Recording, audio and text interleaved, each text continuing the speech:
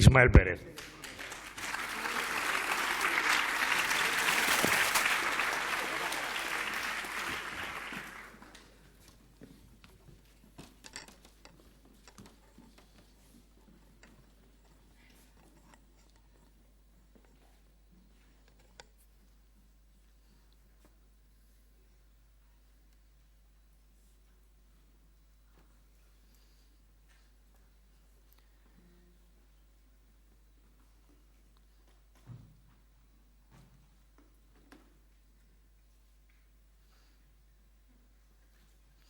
Hola, ¿me oís? Sí.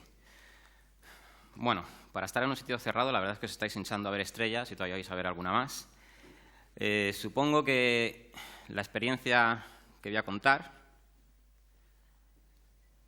no sé si la habréis tenido todos, pero es posible que unos cuantos sí, consiste en alejarnos de las ciudades, de los centros de contaminación lumínica, te vas a un sitio oscuro, te tumbas en el campo y lo único que tienes delante de ti es un firmamento completamente estrellado. En esa situación es bastante normal o típico que te acabes haciendo típicas preguntas como, bueno, ¿de dónde ha salido todo esto? ¿Cómo ha surgido el universo? Preguntas que nos han acompañado a lo largo de toda nuestra historia y que antiguamente tendíamos a intentar responderlas pues, con la religión contemporánea de ese momento. No olvidemos que la religión del presente suele ser la mitología del futuro. Afortunadamente estamos en el siglo XXI, es una época genial desde el punto de vista científico porque podemos observar galaxias tremendamente lejanas con un detalle increíble o la maquinaria de una célula o bacterias, por ejemplo, como las que hemos estado viendo aquí esta mañana.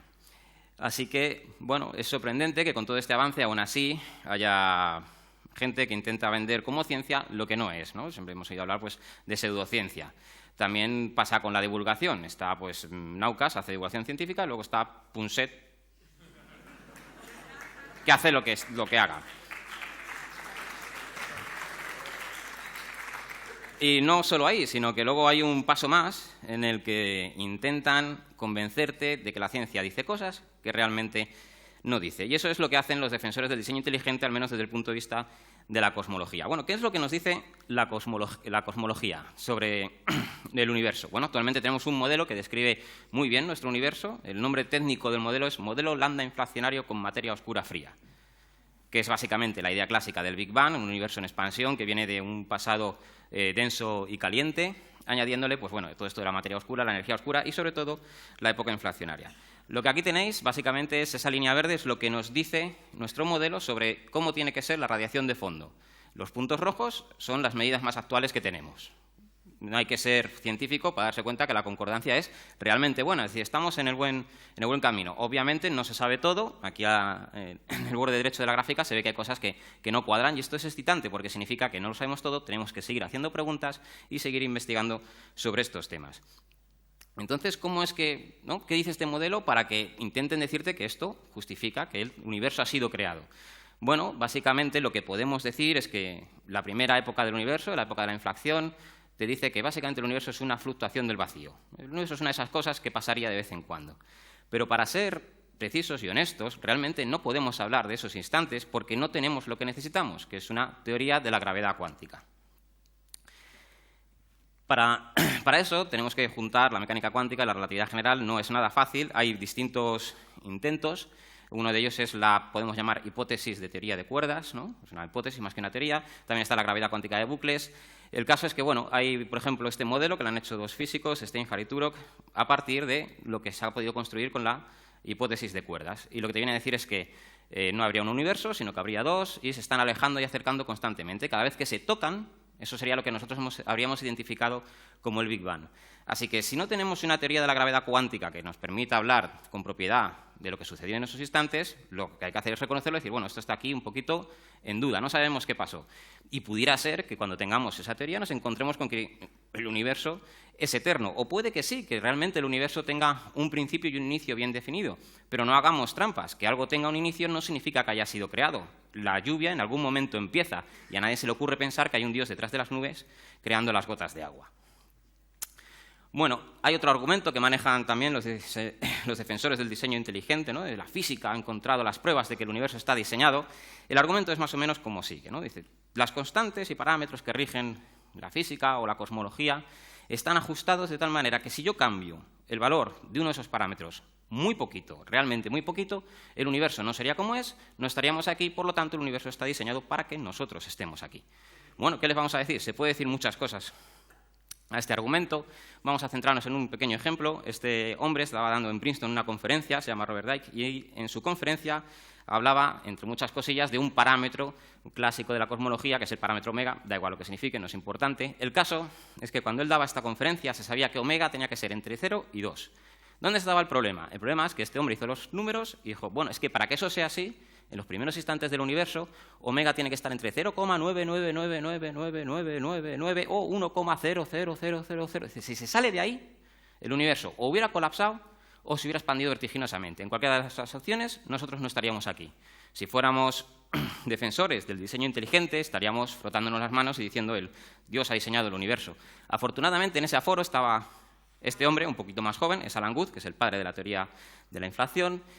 Y la inflación también nos dice una cosa muy curiosa, y es que borra este fenómeno. Él te dice, después de la época de la inflación, omega tiene que ser igual a 1. Eso es una predicción, tiene que ser igual a 1. Y no solo eso, sino que antes me da igual lo que valga. Podía valer 1 millón, 10.000 millones, una centésima o una milésima. El proceso de la inflación te va a hacer que omega valga 1.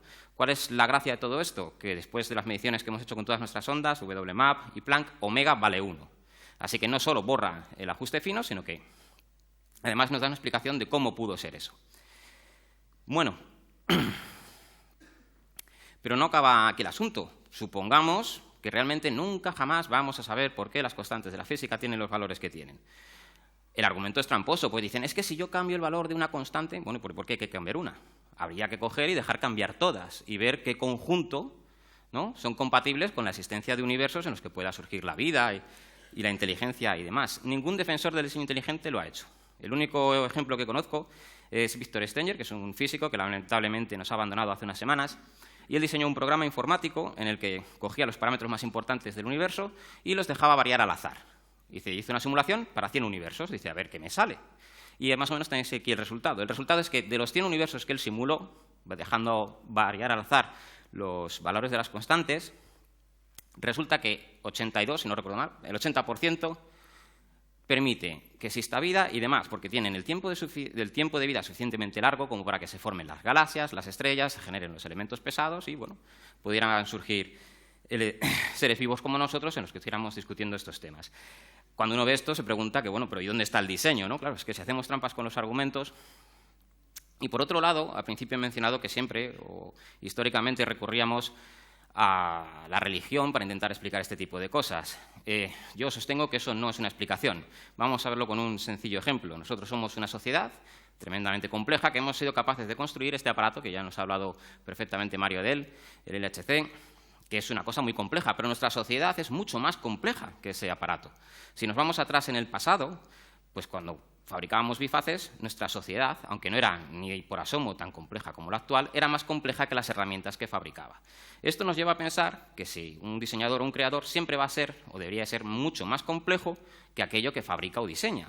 Por lo tanto, si yo quiero explicar lo complejo que es el universo y tengo que recurrir a algo que es todavía mucho más complejo, no parece que esté avanzando mucho. Estoy complicando las cosas en lugar de simplificarlas.